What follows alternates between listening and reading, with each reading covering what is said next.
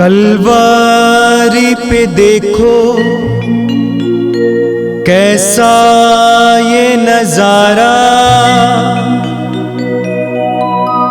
परमेश्वर का बेटा लटका बेसहारा।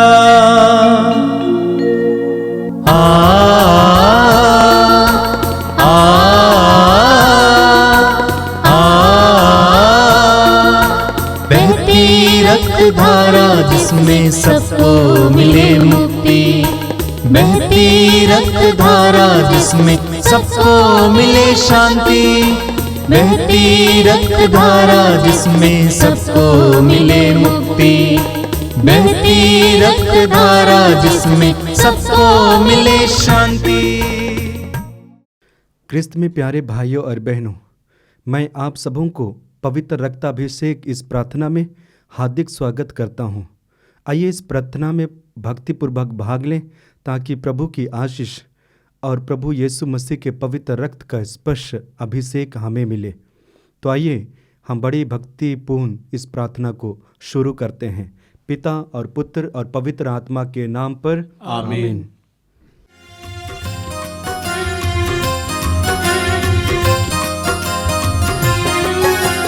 यीशु के बदन से वही जो लहू की धारा, उसमें धुले हमारे पापों के दाग सारे।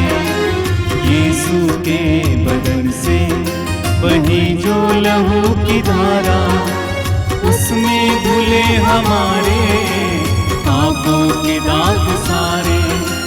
रख ले उसी में आशा, त्यज दे सभी निराशा, यीशु ही हमारे जीवन पार लगाए। रख ले उसी में आशा, त्यज दे सभी निराशा, यीशु ही हमारे जीवन पार लगाए।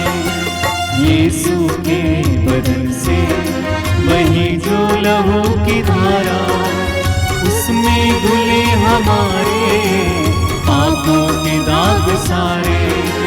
यीशु के बदन से वही जो लहू की धारा, उसमें धुले हमारे पापों के दाग सारे। आप मेरे पीछे दोहराइएगा। हे प्रेमी पिता, हे प्रेमी पिता, हम तुझे धन्यवाद देते हैं, हम तुझे धन्यवाद देते हैं, क्योंकि तूने हमसे इतना प्रेम किया, हमसे इतना प्रेम किया कि हमारे लिए अपने इकलौते पुत्र को अर्पित किया, जिससे जो उसमें विश्वास करे उसका सर्वनाश ना हो, बल्कि अनंत जीवन प्राप्त करे। हे संसार के मुक्तिदाता, प्रभु यीशु, हम तेरे बलिदान के लिए तुझे धन्यवाद देते हैं। तूने कहा यह प्याला मेरे रक्त का नूतन विधान है, यह तुम्हारे लिए बहाया जा रहा है। हम अंगीकार करते हैं कि हमारा उद्धार तेरे मूल्यवान रक्त की कीमत पर हुआ है। हम पर दया कर और हमें हर बंधन से मुक्त कर। आपका अनुवाक्य होगा, हे निर्दोष मेमने हम पर दया कर। हे निर्दोष मेमने हम पर दया कर। हमारे पाप मिटाने के लिए क्रूस पर रक्त बहाने वाले, हे निर्दोष मेमने हम पर दया कर। हमारे पापों का प्रायश्चित करने क्रूस पर रक्त बहाने वाले, हे निर्दोष मेमने हम पर दया कर। हमारे शाप मिटाने के लिए क्रूस पर रक्त बहाने वाले, हे निर्दोष मेमने हम पर दया कर। हमारे पापों का कलंक मिटाने क्रूस पर रक्त बहाने वाले, हे निर्दोष मेमने हम पर दया कर। हमारे पापों की कीमत चुकाने क्रूस पर रक्त बहाने वाले, हे निर्दोष मेमने हम पर दया कर। शैतान का हर कार्य नष्ट करने क्रूस पर रक्त बहाने वाले, हे निर्दोष मेमने हम पर दया कर। हमें भरपूर जीवन देने क्रूस पर रक्त बहाने वाले, हे निर्दोष मेमने हम पर दया कर। हमारे घायल दिलों को चंगा करने क्रूस पर रक्त बहाने वाले, हे निर्दोष मेमने हम पर दया कर। रोगों से हमें चंगा करने क्रूस पर रक्त बहाने वाले, हे निर्दोष मेमने हम पर दया कर। हमें पिता से मेल कराने क्रूस पर रक्त बहाने वाले, हे निर्दोष मेमने हम पर दया कर। हमें एक दूसरे से मेल कराने क्रूस पर रक्त बहाने वाले, हे निर्दोष मेमने हम पर दया कर। हमें प्रेम की शिक्षा देने क्रूस पर रक्त बहाने वाले, हे निर्दोष मेमने हम पर दया कर। हमारे लिए स्वर्ग का द्वार खोलने क्रूस पर रक्त बहाने वाले, हे निर्दोष मेमने हम पर दया कर। हमारे बंधनों को तोड़ने के लिए क्रूस पर रक्त बहाने वाले, हे निर्दोष मेमने हम पर दया कर। हमारे आंसुओं को पोंछने के लिए क्रूस पर रक्त बहाने वाले, हे निर्दोष मेमने हम पर दया कर। हमें धर्मी बनाने के लिए क्रूस पर रक्त बहाने वाले, हे निर्दोष मेमने हम पर दया कर। हमें पवित्र करने के लिए क्रूस पर रक्त बहाने वाले, हे निर्दोष मेमने हम पर दया कर। हमें सशक्त करने के लिए क्रूस पर रक्त बहाने वाले, हे निर्दोष मेमने हम पर दया कर। हमें स्वतंत्र करने के लिए क्रूस पर रक्त बहाने वाले, हे निर्दोष मेमने हम पर दया कर। हे ईश्वर के मेमने जो संसार के पाप हर लेता है, प्रभु हमें क्षमा कर। हे ईश्वर के मेमने जो संसार के पाप हर लेता है, प्रभु हमारी सुन। हे ईश्वर के मेमने जो संसार के पाप हर लेता है, हम पर दया कर। हम प्रार्थना करें। हे ईश्वर, तूने चाहा कि यीशु अपना रक्त बहाकर हमारे पापों का प्रायश्चित करे और हम विश्वास द्वारा उसका फल प्राप्त करें। हम तुझसे प्रार्थना करते हैं कि उनकी पवित्र रक्त की योग्यता से इस संसार पर दया कर और हमें हर बंधन से छुड़ा दे। हम यह प्रार्थना करते हैं उन्हीं हमारे प्रभु क्रिस्त के द्वारा, आमीन। आइए हम यीशु मसीह के द्वारा सिखाई गई उस सुंदर प्रार्थना को एक साथ बोले। हे हमारे पिता जो स्वर्ग में है, तेरा नाम पवित्र माना जाए, तेरा राज्य आवे, तेरी इच्छा जैसे स्वर्ग में है वैसे इस पृथ्वी पर भी पूरी हो।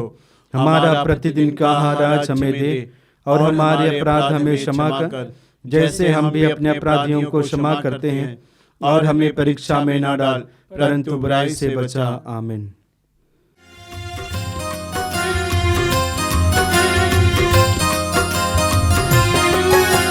यीशु के बदन से वही जो लहू की धारा, उसमें धुले हमारे पापों के दाग सारे।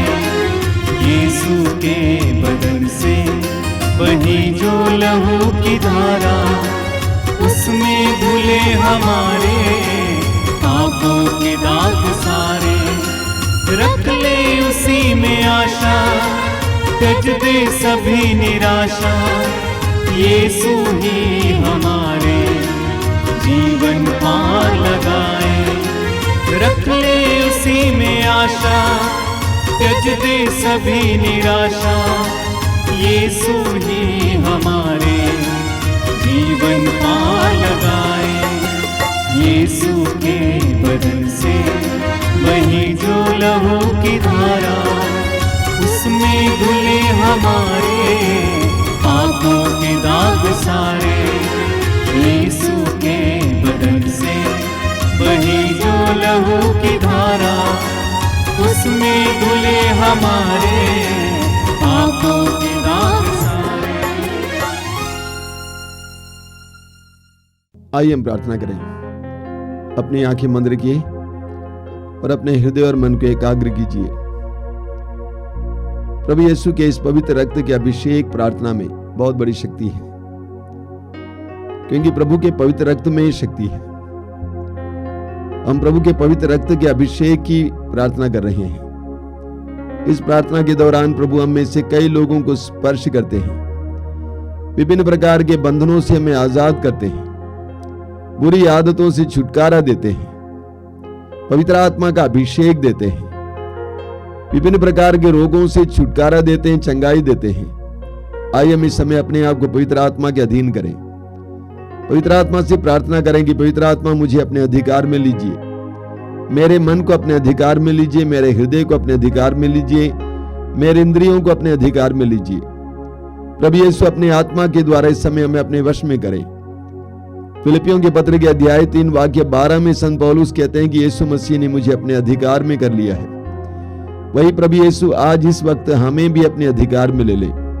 सारे काम काज को दूर रखिए, इस कार्यक्रम को देखिए मत, बल्कि इस प्रार्थना में भाग लीजिए, पूरे मन से भाग लीजिए और प्रभु की आशीषें प्राप्त कीजिए।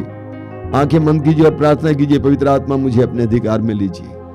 आज की इस प्रार्थना के दौरान मेरे जीवन में और मेरे परिवार के जीवन में, मेरे कम्युनिटी के जीवन में परिवर्तन आए, तेरी आशीषें बरसे, इसके लिए हम प्रार्थना करेंगे।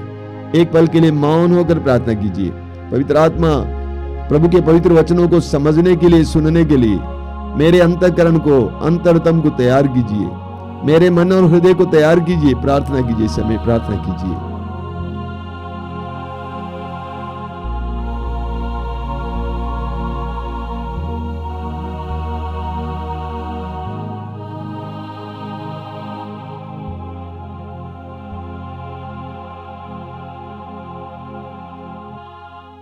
आगे खोलिए। मेरे प्रिय भाई और बहनों, आधुनिक युग में, विशेष करके आज के जमाने में, हमारे दिल और मन को शिथिल करने वाली बहुत सारी बातें हमें सामना करना पड़ता है। हमारे मन को प्रोत्साहित करने वाली बातें और लोग बहुत कम हैं। निरुत्साहित करने वाले लोग और बातें बहुत ज्यादा हैं।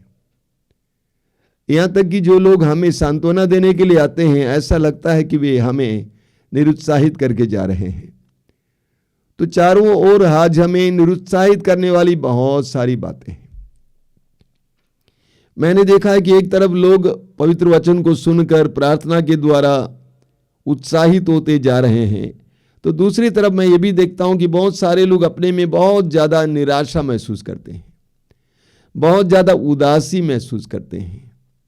मैंने देखा कि बहुत सारे लोग ऐसा दिखाते हैं मानो वे थक गए हैं, शैतान से लड़ लड़कर थक गए हैं, जीवन की कठिन परिस्थितियों से लड़ लड़कर थक गए हैं, नौकरी ढूंढ ढूंढ कर थक गए हैं, जिम्मेदारियां निभाते निभाते थक गए हैं, दुख से लड़ लड़कर थक गए हैं,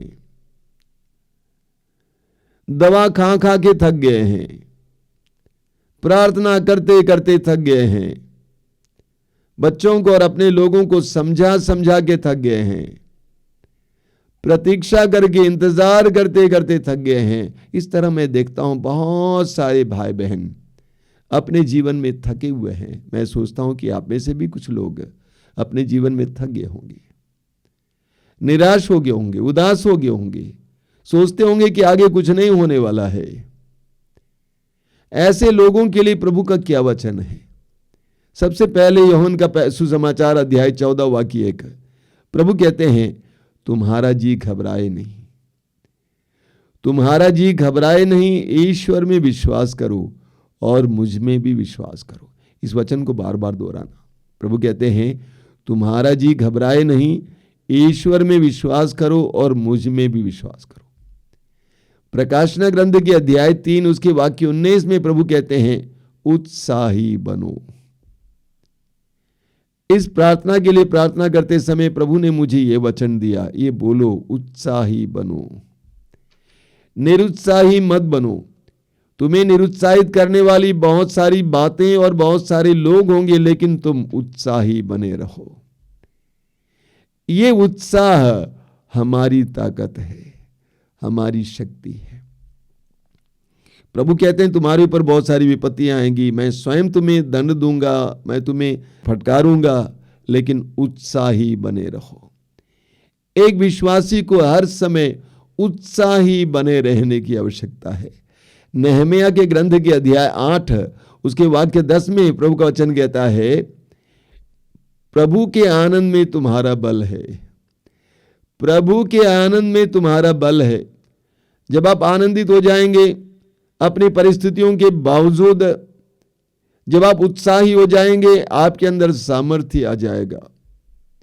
एक बहुत बड़े राजा के बारे में बताया जाता है, 13वीं सदी के राजा हैं, स्कॉटलैंड के राजा रॉबर्ट ब्रूज। वे लड़ाई कर रहे थे इंग्लैंड से, युद्ध चल रहा था, लड़ाई चल रही थी।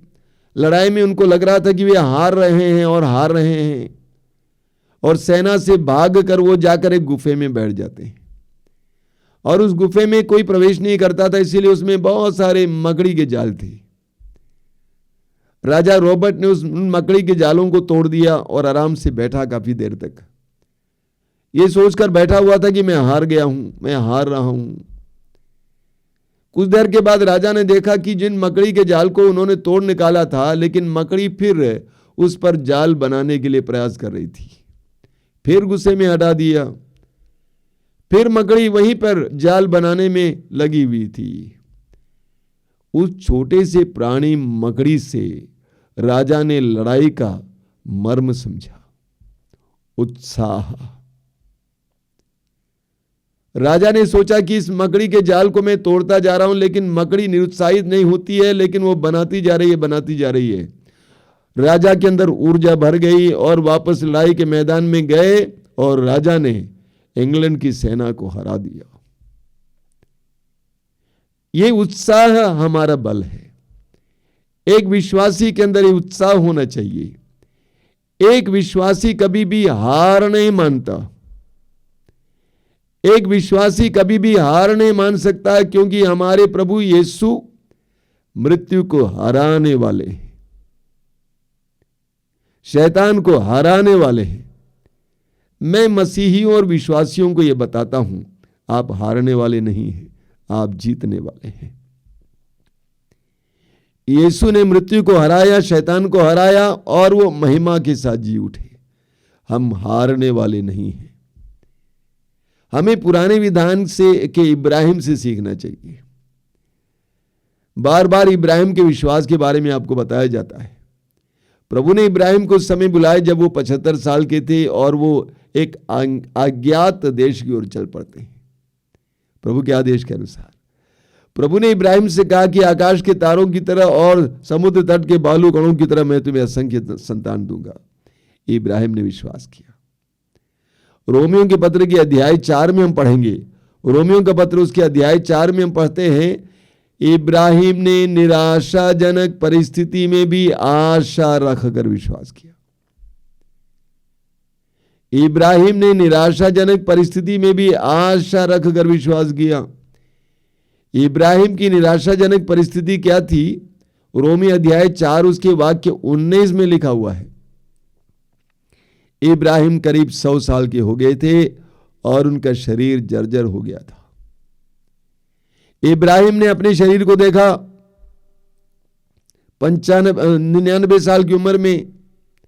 इब्राहिम ने अपने शरीर को देखा 99 साल की उम्र में, और अपनी पत्नी सारा को देखा जो बांझ थी, उनकी तरह जर्जर हो चली थी। लेकिन इब्राहिम की आशा नहीं टूटी। इब्राहिम ने विश्वास किया कि जिस ईश्वर ने प्रतिज्ञा की है वो पूरा करने में समर्थ है, क्योंकि वह स्वर्ग और पृथ्वी को बनाने वाला ईश्वर है। इब्राहिम की आशा नहीं टूटी। हमें सीखना चाहिए, हमें किसानों से सीखना चाहिए। हम पढ़ेंगे स्तोत्र 126 उसके वाक्य 5 में लिखा हुआ है, जो रोते हुए बीज बोते हैं वे गाते हुए लूटते हैं। जो रोते हुए बीज बोते हैं वे गाते हुए लूटते हैं। ये रोते हुए बीज बोने का मतलब क्या है? एक किसान को बीज बोने के लिए कितना परिश्रम करना होता है, कितना जोखिम उठाना होता है। हल जोतना, खेत को तैयार करना, पत्थर को हटाना, घास निकालना, मेड़ बनाना या लेवल करना, बीज बोना, पानी पटाना, कितना परिश्रम करना पड़ता है। लेकिन किसान उम्मीद के साथ परिश्रम करता है कि मुझे फसल मिलेगी।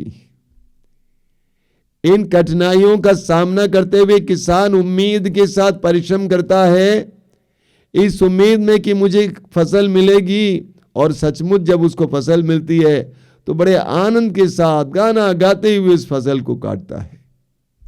हमें किसानों से सीखने की जरूरत है। हमें टूटना नहीं चाहिए। अय्यूब के ग्रंथ के अध्याय 5 उसके 17 और 18 में अय्यूब कहते हैं कि धन्य है वो जो ईश्वर के द्वारा सुधारा जाता है। ईश्वर उसको दुख देता है, घायल करता है, लेकिन वही ईश्वर उसको चंगा भी करेगा। हम जानते हैं इब्रानियों के पत्र के अध्याय 12 में भी संत पौलुस कहते हैं कि ईश्वर कभी कभी हमें सुधारने के लिए हमें परेशान करता है, दुख देता जरूर है, लेकिन वो हमें उस हालत में नहीं छोड़ता है, वो हमें चंगा भी करता है। होशेया का ग्रंथ अध्याय 6 वाक्य 1 में उसने हमें घायल किया है, वही हमें चंगा करेगा। एक विश्वासी के अंदर ये विश्वास होना चाहिए कि मेरे जीवन में ये सारी परेशानियां आई जरूर हैं, आज मैं परेशान जरूर हूं, लेकिन जिस तरह इब्राहिम ने विश्वास और भरोसे के साथ अपनी आशा को बनाए रखा और अंत में 100 साल की उम्र में एक पुत्र को जीवन दिया, पुत्र का पिता बना, जिस तरह एक किसान दुख झेलते हुए, परेशानियां झेलते हुए, जोखिम उठाते हुए बीज बोता है और समय आने पर वो गाते हुए लुनता है, फसल काटता है, उसी तरह मेरे जीवन में भी दुख पीड़ाएं जरूर हैं, लेकिन इसके बावजूद मैं भी जीतूंगा, प्रभु मुझे मेहमानित करूंगा। एक ऐसा विश्वास होना चाहिए। हमें संत पौलुस से सीखना चाहिए। संत पौलुस क्या कहते हैं? तिमोथी के नाम संत पौलुस के दूसरे पत्र के अध्याय 4 उसके वाक्य 7 और 8 में 7 को लेंगे। मैं अच्छी लड़ाई लड़ चुका हूं, अपनी दौड़ पूरी कर चुका हूं और पूर्ण रूप से ईमानदार रहा हूं। अब मेरे लिए धार्मिकता का वह मुकुट तैयार है जिसे न्यायी विचारपति प्रभु मुझे उस दिन प्रदान करेंगे। पौलुस कहते हैं मैं अच्छी लड़ाई लड़ चुका हूं। क्या मतलब इसका? पौलुस का जीवन यीशु को जानने के बाद कैसा था आप जानते हैं। यीशु को जानने के बाद, यीशु से मिलने के बाद उनका जीवन परिवर्तित होता है और वो यीशु के सुसमाचार की घोषणा के लिए कष्टों पर कष्ट उठा लेते हैं। कितनी यातनाएं झेलनी पड़ी उनको, कितने बार वे जेल में डाले गए, उनके ऊपर कोड़े बरसाए गए, उनको मारा पीटा गया, इतनी सारी परेशानियों को उन्होंने झेला, लेकिन उन्होंने क्या कहा कि मैं अच्छी लड़ाई लड़ चुका हूं। इन सारे दुखों को वह एक नया नाम देते हैं। वो कहते हैं कि लड़ाई है, और वो कहते हैं कि मैं ईमानदार रहा, मैं अच्छी लड़ाई लड़ चुका हूं, मैं इसमें ईमानदार रहा, मैं अपने आप को घमंडी नहीं बनाया, मैं अपने आप को उसमें से हटाया नहीं, मैं भागा नहीं, मैं अच्छी लड़ाई लड़ चुका हूं। अब वो कहते हैं अब मुकुट का इंतजार है। जरा सोचिए, पौलुस जिन परिस्थितियों से गुजरे, जैसे जैसे यंत्रणाएं यातनाएं झेले, इसके बावजूद वो कहते हैं कि मैं अच्छी लड़ाई लड़ चुका हूं। दुखों और पीड़ाओं को वो लड़ाई कहते हैं और कहते हैं कि अभी मैं मुकुट का इंतजार कर रहा हूं। पौलुस हमें एक दूसरा उदाहरण देते हैं। कुरिन्थियों के पहले पत्र के अध्याय 9 उसके वाक्य 25 में एक खिलाड़ी का उदाहरण देते हैं। दौड़ लगाने वाला, खेलने वाला, वो क्या करता है? अपने आप को संयम में रखता है, शरीर को संयम में दौड़ता है, शरीर को सही से रखता है। क्या के लिए? एक पुरस्कार पाने के लिए, एक नश्वर पुरस्कार पाने के लिए उसको इतनी कठिनाइयां झेलनी पड़ती है। कितना व्यायाम करते हैं, कितना रियाज करते हैं, जाड़े में गर्मी में अपने को तपाते हैं ताकि हमें पुरस्कार मिले। एक विश्वासी को भूलना नहीं चाहिए कि हमारा भी ये परेशानी, हमारी भी परेशानियां, ये दुख पीड़ाएं एक तरह से पुरस्कार प्राप्त करने के लिए एक प्रयास है, कड़ी मेहनत है। हमें भी खिलाड़ियों से सीखने की जरूरत है और हमारे मन में हमेशा ये बात बनी रहनी चाहिए कि प्रभु हमें कभी निराश नहीं करेंगे, हमें कभी निराश नहीं होना पड़ेगा। एक ऐसा दृढ़ भरोसा होना चाहिए कि हमें कभी निराश नहीं होना पड़ेगा। हम पढ़ेंगे रोमियो के पत्र के अध्याय 10 उसके वाक्य 11 में। रोमियो के पत्र के अध्याय 10 वाक्य 11 में संत पौलुस कहते हैं जो प्रभु पर विश्वास करता है उसे कभी लज्जित नहीं होना पड़ेगा। जो प्रभु पर विश्वास करता है उससे कभी लज्जित नहीं होना पड़ेगा। मैं बार बार लोगों को समझाता हूं ये बात। आपके मन में ये दृढ़ भरोसा होना चाहिए मैं प्रभु पर भरोसा रखता हूं, मैं प्रभु पर विश्वास करता हूं, मुझे कभी लज्जित नहीं होना पड़ेगा। आई बिलीव, मैं विश्वास करता हूं। यह मेरी व्यक्तिगत धारणा है कि मुझे कभी लज्जित नहीं होना पड़ेगा, एक विश्वासी को कभी लज्जित नहीं होना पड़ेगा। यही उसकी आशा का कारण है। आप पढ़ेंगे दानियल के ग्रंथ की अध्याय 3 उसके वाक्य 40 में लिखा हुआ है, जो प्रभु पर भरोसा रखते हैं वे कभी निराश नहीं होते। जो प्रभु पर भरोसा रखते हैं वे कभी निराश नहीं होते। जो प्रभु पर भरोसा रखते हैं वे कभी निराश नहीं होते, क्योंकि वे जानते हैं कि उनको कभी लज्जित नहीं होना पड़ेगा। प्रभु ऐसा कभी होने नहीं देंगे। और ये भरोसा ही हमारे लिए आशा का कारण है। ये भरोसा ही हमारे लिए आनंद का कारण है। ये भरोसा ही हमारे अंदर उत्साह बढ़ाता है। बोलिए hallelujah, hallelujah, hallelujah, hallelujah, hallelujah, hallelujah, hallelujah. Hallelujah. आप पढ़ेंगे इस्यास नबी के ग्रंथ के अध्याय 42 वाक्य 3 में। इस्यास नबी अध्याय 42 उसके वाक्य 3 में बहुत सुंदर वचन है मसीहा के बारे में, यीशु के बारे में। क्या बताया गया है? वह कुचले हुए सरकंडे को नहीं तोड़ेगा, वह कुचले हुए सरकंडे को नहीं तोड़ेगा और धुआंती बत्ती को नहीं बुझाएगा। वह कुचले हुए सरकंडे को नहीं तोड़ेगा और धुआंती बत्ती को नहीं बुझाएगा। मतलब क्या है? वह सहारा देगा, वो सांत्वना देगा। हो सकता है कि आपकी परिस्थिति कुचले हुए सरकंडे की हो, दबाए गए हूं, दब गए हूं, टूटे हूं। वचन कहता है कि वो ऐसी परिस्थिति में आपको पड़े रहने नहीं देंगे। आपकी परिस्थिति धुआंती बत्ती की तरह क्यों ना हो, कोई उम्मीद नहीं है, अभी बुझ जाएगी, अभी खत्म होने वाला है, वह उसको बुझने नहीं देगा। वो सहारा देगा, वो उसको बचाएगा। ये धारणा हमारे मन में होनी चाहिए कि मेरा प्रभु कुचले हुए सरकंडे को टूटने नहीं देगा, मेरा प्रभु धुआंती बत्ती को बुझने नहीं देगा, वो सहारा देगा। यूहन्ना के सुसमाचार के अध्याय उठाइए। वो नारी जो व्यभिचार में पकड़ी गई थी और नियम के अनुसार उसका पथराव से उसकी हत्या होनी चाहिए, लेकिन प्रभु ने उसको छुड़ा लिया, बचा लिया, उसको मौत के मुंह से बचा लिया। वही प्रभु हमें भी बचा पाएगा, ये विश्वास होना चाहिए। यिर्मयाह नबी के ग्रंथ के अध्याय 29 उसके वाक्य 13 और 14 में प्रभु कहते हैं, यदि तुम संपूर्ण हृदय से मुझे ढूंढोगे तो मैं तुम्हें मिल जाऊंगा और मैं आकर तुम्हारे भविष्य को पलट दूंगा। हमारे जीवन में हमारे अंदर ये जो निराशा है, ये जो उदासी है, उत्साह की कमी है, वो इस बात का संकेत है, इस बात के लिए इशारा है कि हमें संपूर्ण हृदय से उनको ढूंढना है।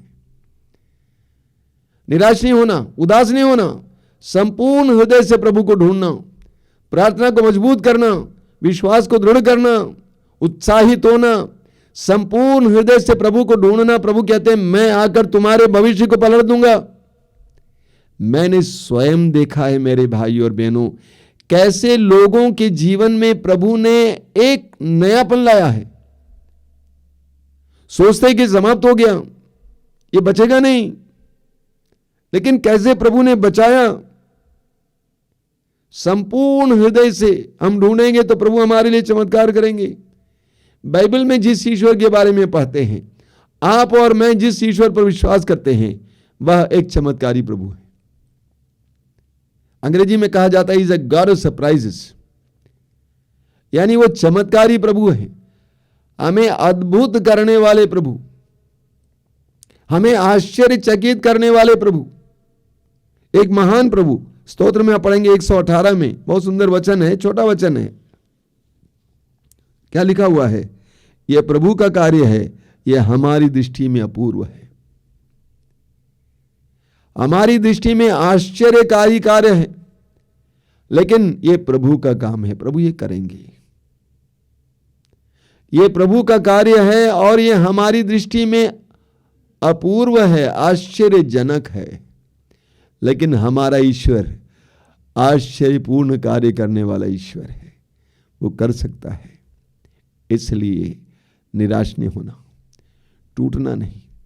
लोग कभी कभी फोन करके पूछते हैं कब तक हम प्रार्थना करें। मेरे पास कोई जवाब नहीं है, प्रार्थना करो, यही एकमात्र जवाब है। तुमको टूटना नहीं, अगर तुम टूट गए तो खत्म हो गए, निराश हुए तो खत्म हुए। आपका प्रभु आश्चर्यकारी प्रभु है, आपका प्रभु अपूर्व कार्य करने वाले प्रभु हैं। आपका प्रभु आपको अद्भुत कार्यों से चकराने वाले प्रभु हैं। टूटना नहीं है, उदास नहीं होना है, निराश नहीं रहना है। प्रभु के आनंद में आपका बल है, उत्साही बने रहना है। प्रकाशना ग्रंथ अध्याय 3 वाक्य 19, प्रभु कहते हैं मैं जिसे प्यार करता हूं उसे डांटता और दंड भी देता हूं, इसीलिए उत्साही बनो और पश्चाताप करो। प्रभु कहते हैं उत्साही बनो, उत्साही बनो, उत्साही बनो। ये उत्साह आप और मेरे लिए शक्ति का स्रोत बनेगा। आंखें बंद कीजिए, प्रार्थना करेंगे। प्रभु यीशु धन्यवाद देते हैं इन क्षणों के लिए, तेरी आशीषपूर्ण बातों के लिए धन्यवाद देते हैं। मैं विश्वास करता हूं कि तेरे वचनों के द्वारा इस समय तूने मेरे भाई बहनों को स्पर्श किया है। कितने लोग टूटे पड़े हुए हैं, थके हुए, उदास हैं, निराश हैं, सोचते कब तक सवालों पर सवाल खड़े हो रहे हैं। प्रभु उनको उत्साही बने रहने के लिए ताकत दीजिए, अपने विश्वास को बनाए रखने के लिए ताकत दीजिए, तुझ पर दृढ़ भरोसा रखने के लिए ताकत दीजिए। यह सवाल ना करें कब तक, बल्कि ये करें कि मेरा प्रभु आश्चर्यकारी प्रभु है, वो मेरे मन और हृदय को उत्साहित करेगा, अद्भुत से भर देगा। एक ऐसा विश्वास और ऐसी धारणा प्रदान करिए यीशु, आमीन। यीशु मेरे नाम, मेरे दिल के राज, तेरी आराधना, तेरी आराधना। यीशु मेरे नाम, मेरे दिल के राज, तेरी आराधना, तेरी आराधना। यीशु मेरे नाम, मेरे दिल के राज, तेरी आराधना, तेरी आराधना। यीशु मेरे नाम, मेरे दिल के राज, तेरी आराधना, तेरी आराधना। तू जीवन आधार है, यह जीवन आसार है। तू जीवन आधार है, यह जीवन आसार है। तू ही मेरा नाम, मेरे दिल का राज। तू ही मेरा नाम, मेरे दिल का राज। एक साथ। यीशु मेरे नाम, मेरे दिल के राज, तेरी आराधना, तेरी आराधना। यीशु मेरे नाम, मेरे दिल के राज, तेरी आराधना, तेरी आराधना। तू मुक्ति का स्रोत है, तू ही सच्चा मीत है। तू मुक्ति का स्रोत है, तू ही सच्चा मीत है। तू ही मेरा नाम, मेरे दिल का राज। तू ही मेरा नाम, मेरे दिल के एक साथ मिलकर यीशु मेरे नाम, मेरे दिल के राज, तेरी आराधना, तेरी आराधना।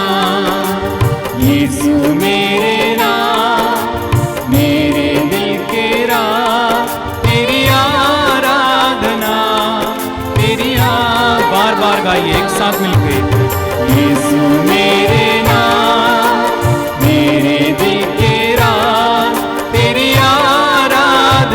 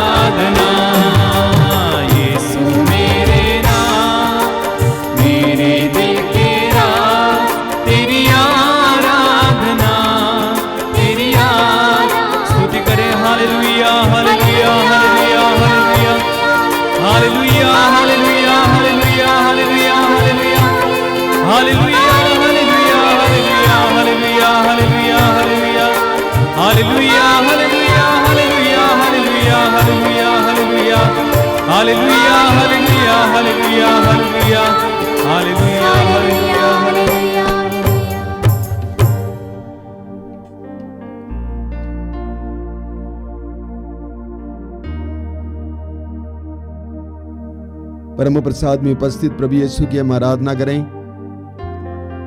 अपने मन और हृदय को समय एकाग्र कीजिए, आराधना में लग जाइए। प्रभु यीशु ने कहा, स्वर्ग से उतरी हुई जीवंत रोटी मैं हूं। स्वर्ग छोड़कर हम पापियों के लिए संसार पर उतर आने वाले यीशु इस परम पवित्र संस्कार में उपस्थित हैं और उनकी उपस्थिति इस समय इस कार्यक्रम के द्वारा आपके घर तक, आप जहां कहीं भी बैठे वहां तक पहुंच रही है। प्रभु की उपस्थिति को इस समय अंगीकार कीजिए, स्वीकार कीजिए। आप जहां बैठे वहां पर प्रभु की उपस्थिति महसूस कीजिए। आंखें बंद कीजिए, हृदय खोलिए, प्रभु के साथ जुड़ जाइए। यूहन्ना के सुसमाचार के अध्याय 15 उसके वाक्य 5 में प्रभु कहते हैं, मैं दाखलता हूं, तुम डालियां हूं। जो मुझ में रहता है और मैं जिसमें रहता हूं वही बहुत फलता है।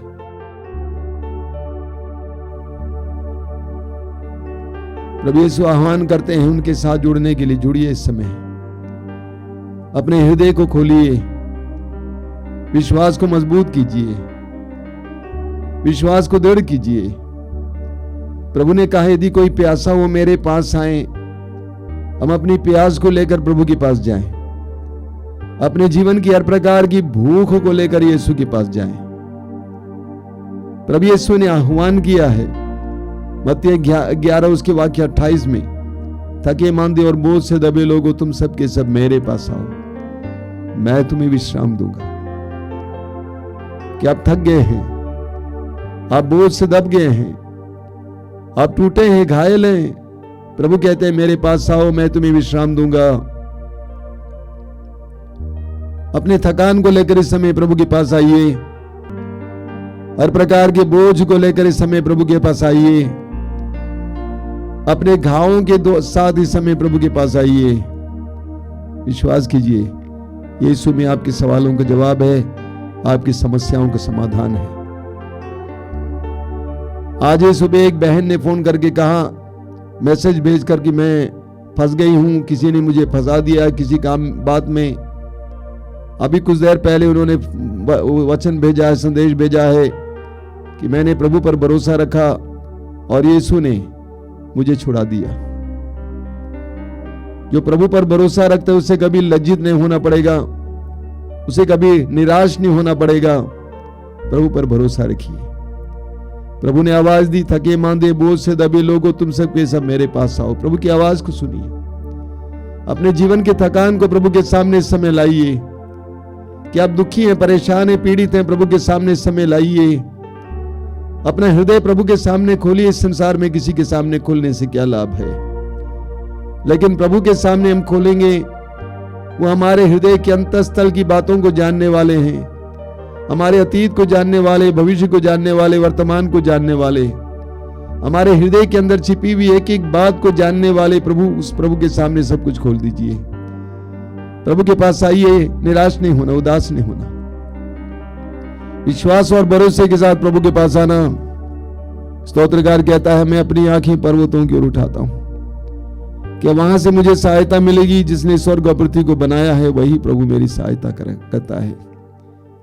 हम इसको दोहराएंगे, मेरे पीछे दोहराइए, हालेलुया हालेलुया। मैं अपनी आंखें पर्वतों की ओर उठाता हूँ, पर्वतों की ओर उठाता क्या हूँ। वहां से मुझे सहायता मिलेगी? क्या वहां से मुझे सहायता मिलेगी? जिसने स्वर्ग और पृथ्वी को बनाया है, जिसने स्वर्ग और पृथ्वी को बनाया है, वही प्रभु मेरी सहायता करता है। वही प्रभु मेरी सहायता करता है। वह तुम्हारा पैर फिसलने न दे, वह तुम्हारा पैर फिसलने न दे। तुम्हारा रक्षक न सोए, तुम्हारा रक्षक ना सोए। नहीं इस्राएल का रक्षक नहीं इस्राएल का रक्षक न तो सोता है न तो सोता और है न झपकी लेता और है। न झपकी लेता है। प्रभु ही तुम्हारा रक्षक है, प्रभु ही तुम्हारा रक्षक वह है। छाया की तरह वह छाया की तुम्हारे तरह दाहिने रहता है, तुम्हारे दाहिने रहता है। वह छाया की तरह वह छाया की तरह तुम्हारे दाहिने रहता है। तुम्हारे दाहिने रहता न है। तो दिन में सूर्य से न तो दिन में सूर्य से तुम्हारी कोई हानि होगी तुम्हारी कोई हानि और होगी न रात में चंद्रमा से। और न रात में चंद्रमा से। प्रभु तुम्हें हर बुराई से बचाएगा, प्रभु तुम्हें हर बुराई से बचाएगा। वह तुम्हारी आत्मा की रक्षा करेगा। वह तुम्हारी आत्मा की रक्षा तुम करेगा। जहाँ कहीं भी जाओगे तुम जहाँ कहीं भी जाओगे वह प्रभु तुम्हारी रक्षा करेगा, वह प्रभु तुम्हारी रक्षा करेगा, अभी और अनंत काल तक। अभी और अनंत काल तक। Hallelujah, hallelujah, hallelujah,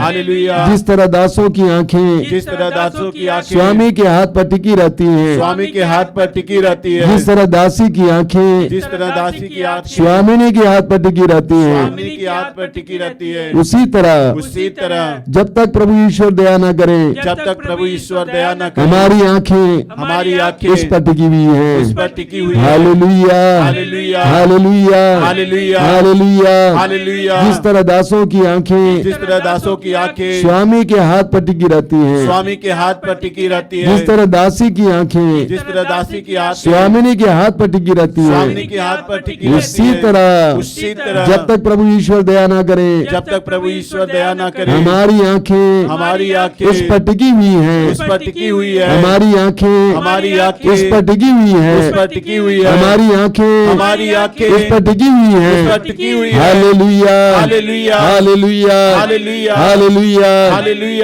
hallelujah, hallelujah, hallelujah, hallelujah, hallelujah, hallelujah, hallelujah, hallelujah, hallelujah.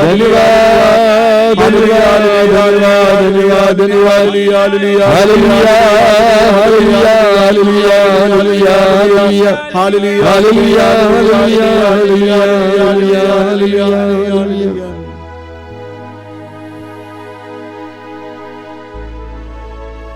हमारे बीच में जो रोगी हैं, रोग से दबे हुए हैं, वर्षों से बीमार हैं, दवा खा खा के थक गए हैं,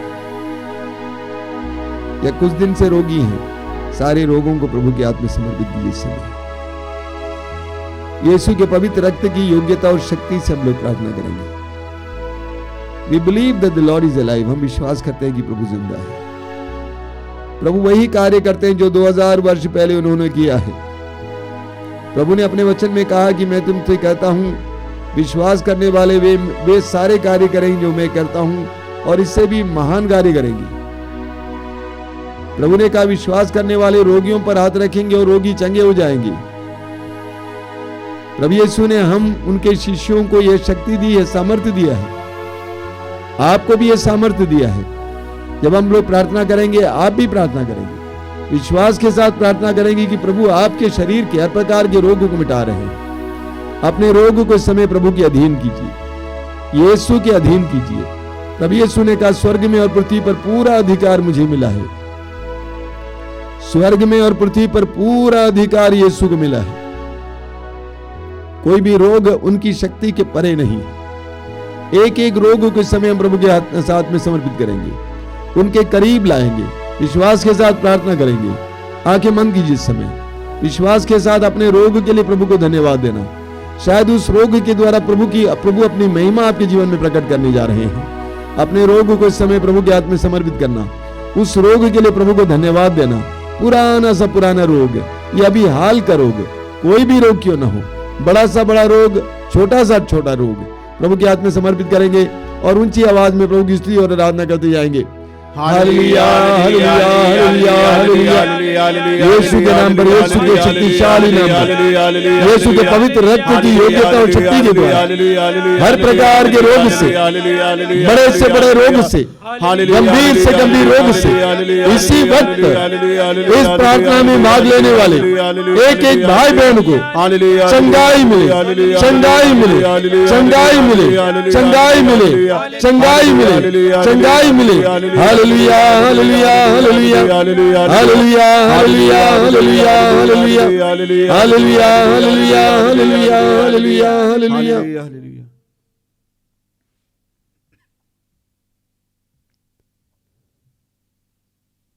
हम बड़ी भक्ति और श्रद्धा के साथ इस समय पवित्र रक्त के अभिषेक के लिए प्रार्थना करते हुए उस गीत को गाएंगे। अभिषेक दीजिए, अभिषेक दीजिए, पावन लहू का अभिषेक दीजिए।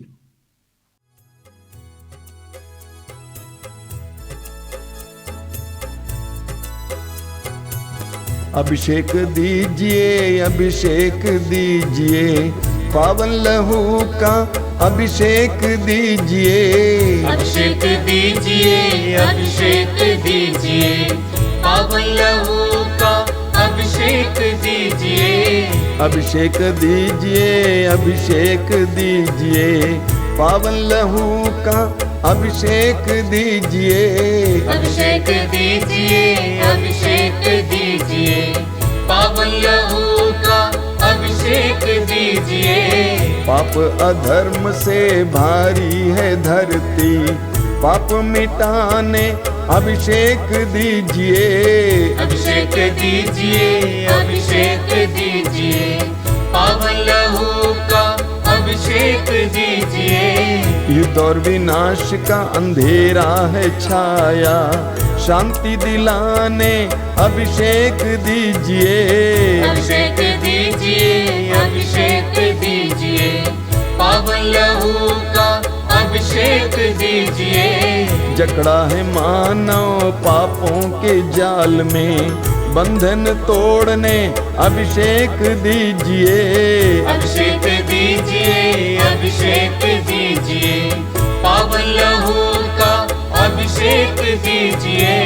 अश्लीलता का बादल घनेरा पवित्र करने अभिषेक दीजिए, अभिषेक दीजिए, अभिषेक दीजिए, पावन लहू का अभिषेक दीजिए।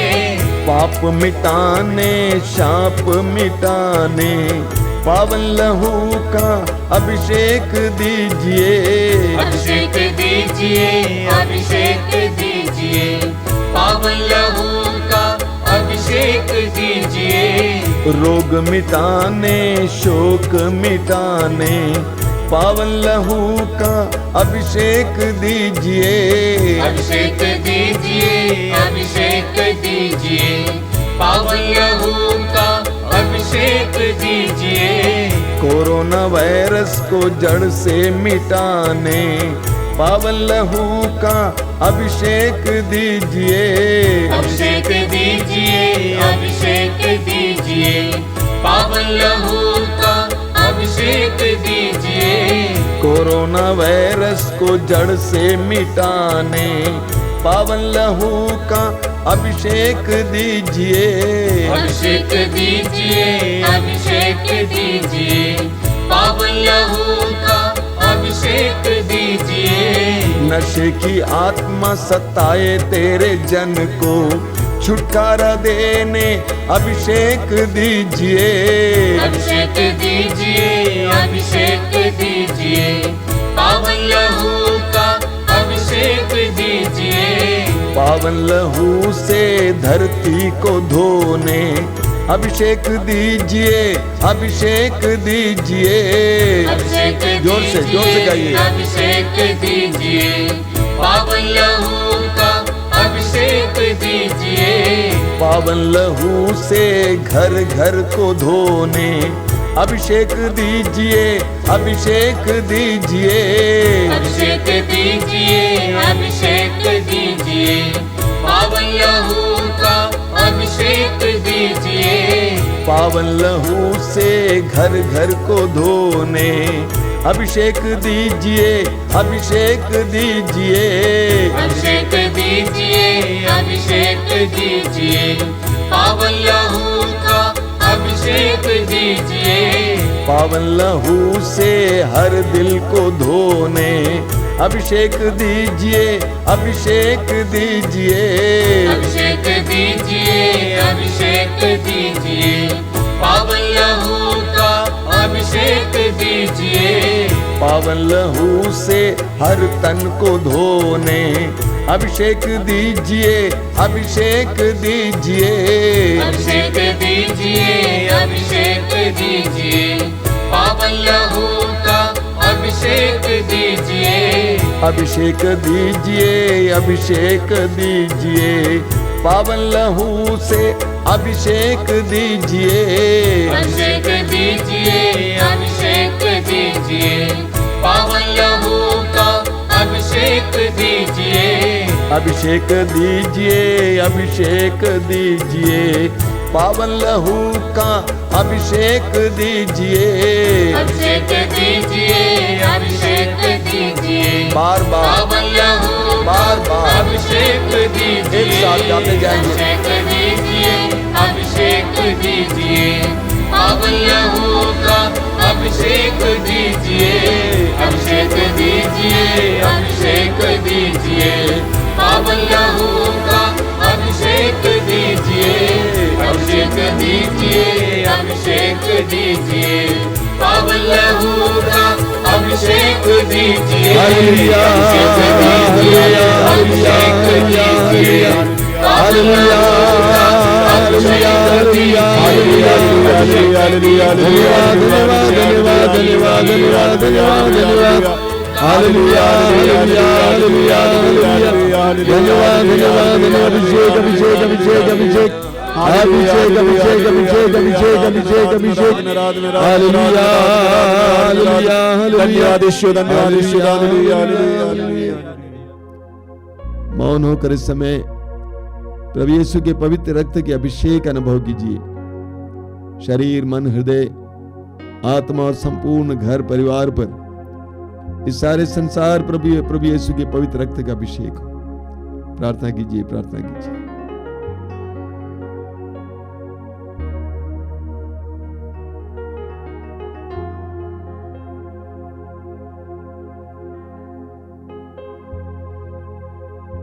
और इस समय हम संत पापा फ्रांसिस की सुंदर प्रार्थना को दोहराएंगे। मुझको यीशु के मूल्यवान रक्त का टीका लगाया गया है। कोई वायरस मुझे छू नहीं सकता। मुझको यीशु के मूल्यवान रक्त का टीका लगाया गया है। कोई वायरस मुझे छू नहीं सकता। मुझको यीशु के मूल्यवान रक्त का टीका लगाया गया है। कोई वायरस मुझे छू नहीं सकता। हालेलुया हालेलुया यीशु का पवित्र रक्त मेरी रक्षा है। यीशु के पवित्र रक्त में मुझे संरक्षण मिलता है। Hallelujah hallelujah hallelujah hallelujah hallelujah. हम आशीष ग्रहण करेंगे इस समय।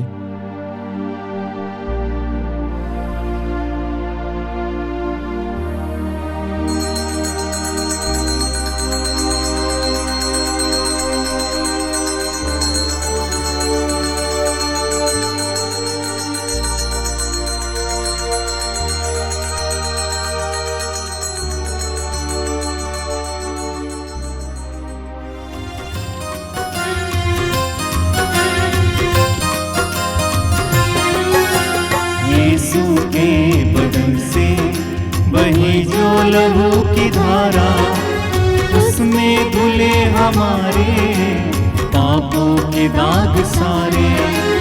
यीशु के बदन से वही जो लहू की धारा उसमें धुले हमारे पापों के दाग सारे।